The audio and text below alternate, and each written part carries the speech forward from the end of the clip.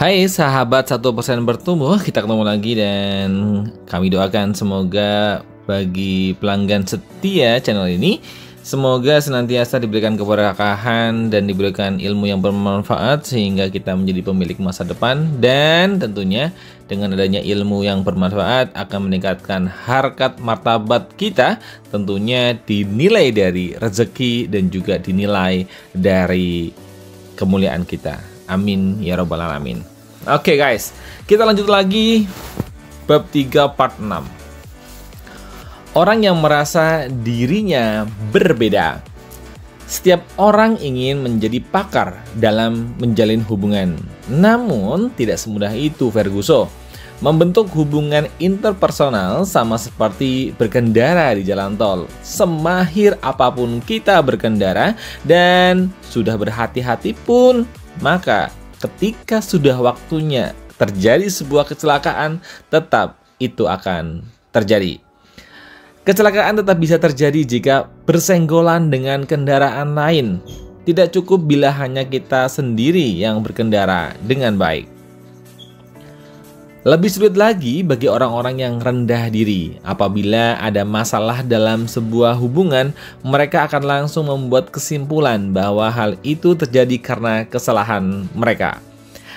Pikiran seperti ini akan menimbulkan rasa bersalah dan menjadi penghambat dalam membentuk hubungan yang baik. Kurangnya harga diri akan membuat kita bergantung pada orang lain dalam setiap hal, atau lebih perasa karena takut diabaikan. Hal ini tidak akan berdampak bagi sebuah hubungan. Menyusun rencana juga akan sulit ketika nilai diri terkikis. Kita tidak bisa membuat penilaian karena diliputi rasa bersalah dan menyalahkan diri sendiri. Padahal seharusnya kita mengatasi dengan dinding yang tebal, yang tentunya hal ini menyebabkan masalah dalam sebuah hubungan. Berbeda bukan sebuah keburukan. Salah satu teknik dalam terapi kejiwaan adalah terapi kelompok.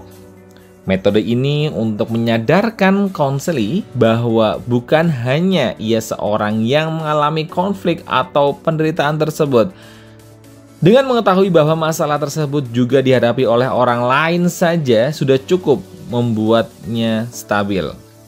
Dalam arti lain, saat kita mengira bahwa situasi yang dihadapi hanya terjadi pada kita, maka kita akan sangat kelelahan.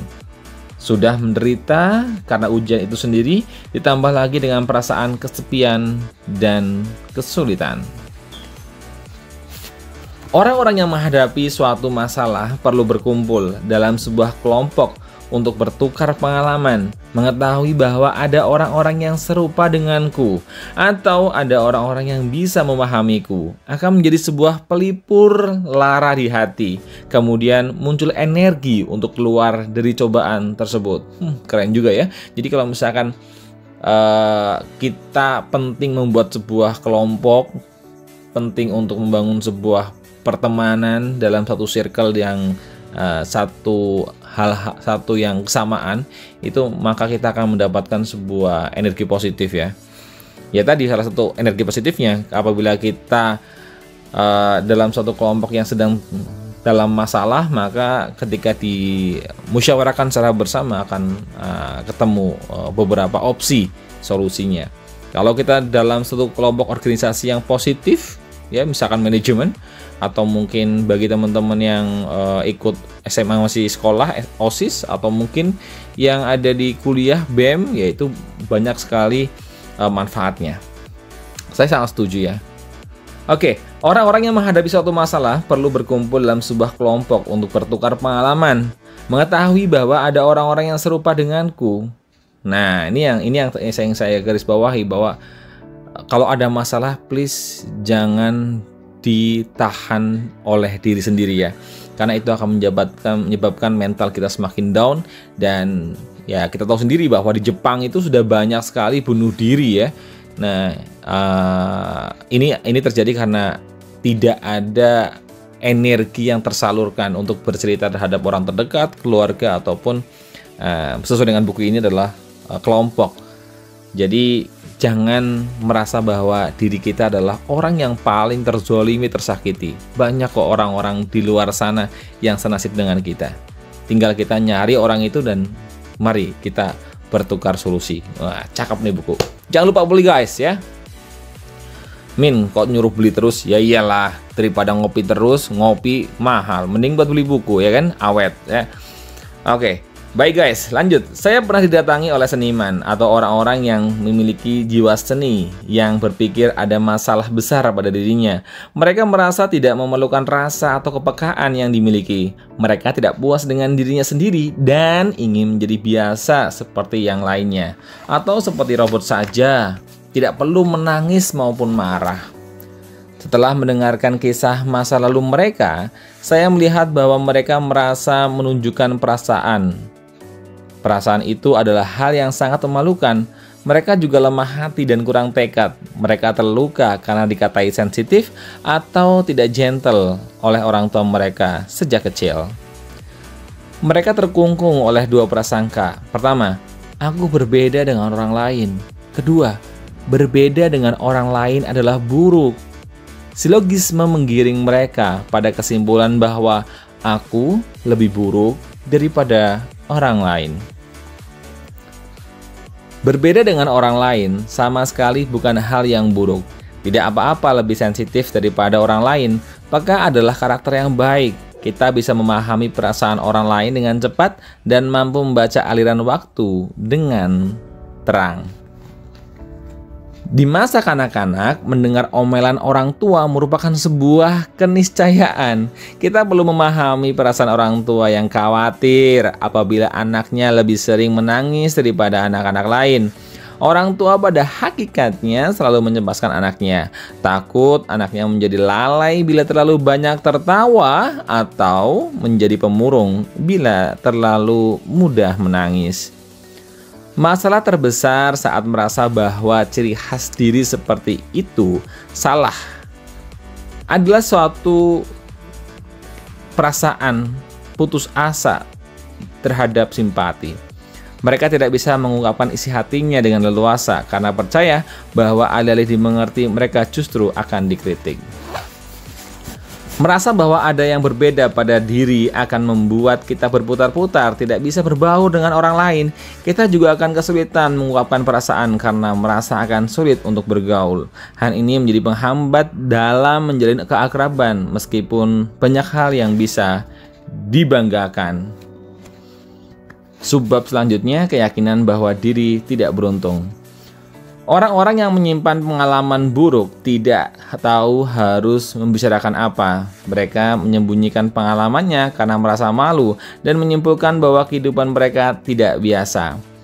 Pengalaman buruk yang dimaksud di sini seperti hubungan yang buruk dengan orang tua, selalu dibanding-bandingkan saat kecil, diejek dalam jangka panjang, dianiaya atau tumbuh terpisah dari keluarga.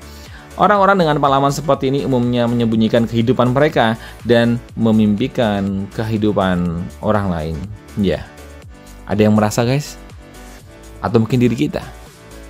Lu, gua, ya ada sih. Aduh, buku ini telah merogoh-rogoh hatiku. Apa itu merogoh ya? Budaya kita menekankan pentingnya keluarga, kian memanas-manasi fantasi ini dalam memperkeruh masalah. Terutama penggambaran yang berlebihan tentang cinta suci dan mulia seorang ibu. Media berulang kali menampilkan sosok ibu yang menerima segalanya atau ibu yang percaya dan rela berkorban demi anak. Hal ini membuat mereka yakin bahwa orang lain kebanyakan tumbuh dicintai dalam keluarga yang seperti itu. Mereka menganggap bahwa orang tua seharusnya mendorong dan mempercayai anaknya. Mereka mengira bahwa duduk bersama di meja, makan setiap malam, sambil menikmati perhatian dan kasih sayang seorang ibu adalah pemandangan yang umum. Anggapan bahwa diri tumbuh di lingkungan yang berbeda dengan orang lain biasanya semakin meningkat secara negatif menjelang dewasa. Yakni ketika masuk university, lepas dari lingkungan SMA yang terbatas, kita mulai bersinggungan dengan berbagai macam orang. Banyak kok mahasiswa baru yang sulit beradaptasi karena kondisi yang terpendam di dasar jiwa. Mereka mengira bahwa orang lain tumbuh di bawah naungan orang tua yang baik dari keluarga yang berada, memiliki sifat yang bagus dan mudah bergaul. Belum tentu. Banyak kok di sekeliling kita yang dari orang kaya tapi tidak punya attitude, ya kan?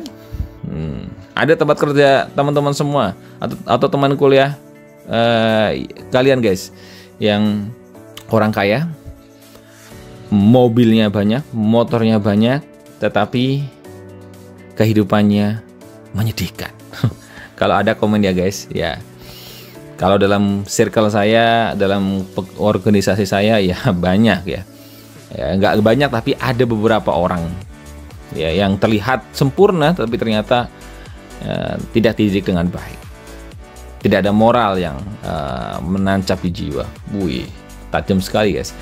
Biasanya mereka akan menemukan jawaban setelah curhat kepada sahabatnya. Mereka baru terhibur dan merasa tenang saat mendengar perkataan temannya bahwa bukan hanya ia yang seperti itu, bahwa temannya itu pun tumbuh dengan cara yang hampir sama, dan bahwa mungkin semua orang juga demikian. Rasa saling mengerti terbentuk ketika ada kesamaan pengalaman dan emosi. Namun demikian, ada juga orang yang kian terkucil atau tertarik ke dalam hubungan interpersonal yang aneh. Mereka semakin yakin bahwa kehidupan tidak biasa dan kehilangan kesempatan-kesempatan untuk berbagi simpati. Tidak mudah membujuk orang yang merasa bahwa hidupnya tidak beruntung. Ukuran kemalangan tidak relatif. Ada orang yang merasa begitu terpuruk ketika mengalami sesuatu yang bagi orang lain mungkin hanya terlihat sebagai demam ringan. Lebay ya guys. Ada juga orang yang bertahan dengan tegar meskipun mengalami penderitaan yang jauh lebih berat daripada itu. Tidak ada gunanya mengingatkan tentang seberapa remeh atau besar penderitaan dan kemalangan jika dibandingkan dengan orang lain. Sekali tertanam, kepercayaan itu akan mengakar dengan kuat. Jika ada seseorang yang percaya bahwa ia tidak beruntung, maka kita tahu bahwa ada sesuatu yang membuatnya berpikir demikian. Jangan lupa guys, bahwa orang-orang dengan kepercayaan seperti itu jauh lebih menderita daripada yang terlihat. Oke. Ucapan yang membuat susah lupa. Mengapa hanya aku? Masalah menjadi semakin pelik saat muncul pertanyaan di dalam kepala. Mengapa hanya aku yang mengalami ini? Kognisi negatif. Aku tidak beruntung. Bertumpuk dengan emosi yang tidak logis. Kata mengapa menambah kritik terhadap hidup dan nasib diri. Struktur memori manusia sangat tidak stabil sehingga ingatan yang sederhana akan mudah terlupakan. Pikiran, mengapa hanya aku, lebih lambat untuk dilupakan karena menghubungkan ingatan dengan emosi. Ingatan itu seperti sudah tenggelam ke dasar jurang kesadaran. Namun ketika dirasa sudah lupa, selalu saja tertarik kembali ke permukaan. Untuk melupakan pengalaman khusus yang buruk, kita tidak boleh mengaitkan dengan perasaan dan harus membiarkan terbenam dengan sendirinya. Berhenti mengajukan pertanyaan mengapa hanya aku atau mengapa aku jadi seperti ini. Pertanyaan seperti itu hanya akan membuat kenangan buruk yang terikat dengan perasaan yang buruk mencuat dengan sendirinya. Jika hal itu terulang dengan kian parah, kita menjadi terkucil dan hubungan dengan orang-orang pun dapat menjadi canggung. Guys, saya ulang lagi. Tak ulang ya guys. Mergo ini penting banget guys ya. Nih, ini kalau kita ulang semoga nancep di otak kita ya guys. Ini juga bermanfaat untuk saya pribadi ya. Oke, ini kalimat ini guys. Berhenti mengajukan pertanyaan. Mengapa hanya aku? Ini biasanya kalau misalkan kita sedang mengalami sebuah masalah. Mengapa hanya aku? Kenapa harus aku? Mengapa aku jadi seperti ini?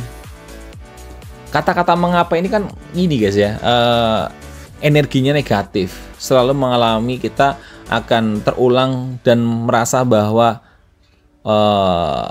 menderita dan paling menderita ya. Pertanyaan seperti ini hanya akan membuat kenangan buruk yang terikat. Jadi ya, akan nancap ke jiwa. Jadi hati-hati ya guys. Jadi nggak boleh ada kepikiran kok kenapa harus gua ya, ketika kita ada masalah kenapa harus gua seperti ini ya, ketika kita Mungkin ketika ekonomi keluarga kita sedang kekurangan, kenapa kok harus keluarga gue ya? Ini nggak boleh ya guys ya. Nah ini akan membuat kita susah untuk bangkit.